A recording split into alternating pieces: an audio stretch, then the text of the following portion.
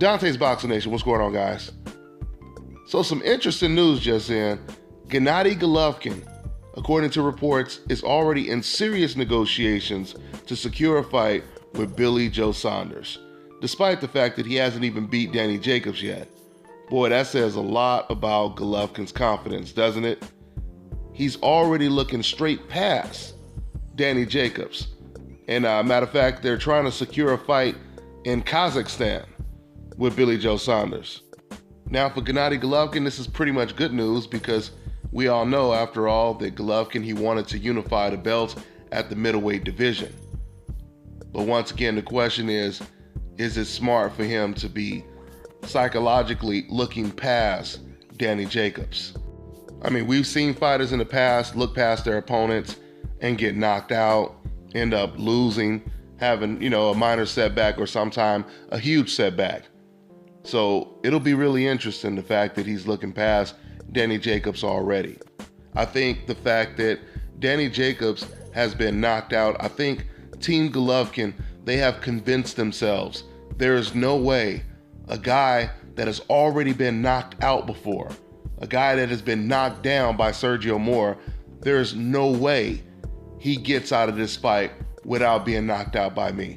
I truly believe this is the way Team Golovkin, they look at Danny Jacobs. I mean, you hear Abel Sanchez say it all the time. Abel, he said it on a couple occasions that as soon as they touch Danny Jacobs, they believe he'll fold and buckle under pressure. So it'll be interesting to see what happens. This fight has a lot of different possibilities.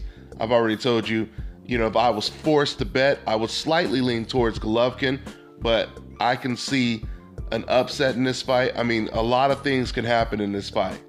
It's really, really interesting.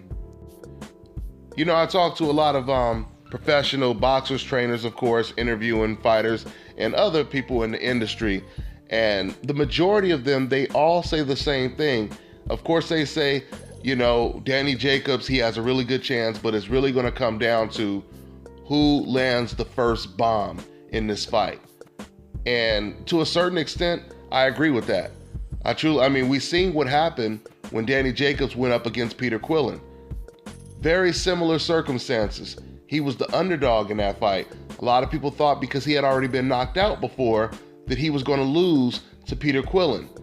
And Peter Quillin, being a very hard puncher, by the way, Gabe Rosado, who's been in the ring with both Peter Quillin and Gennady Golovkin, he said that Peter Quillin was the hardest puncher that he had ever faced.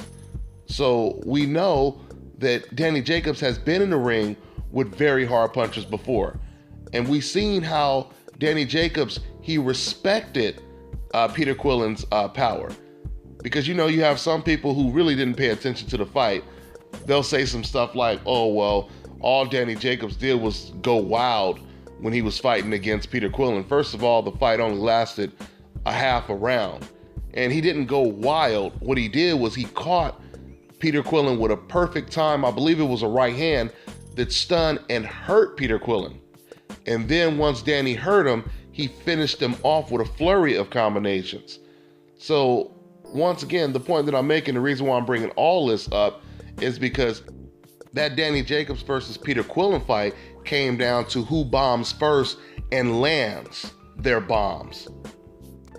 And this is what a lot of people are saying about this fight. It all comes down to who lands their bombs first. We'll see. We'll see how Golovkin reacts if he does get hit with bombs in the first or second round.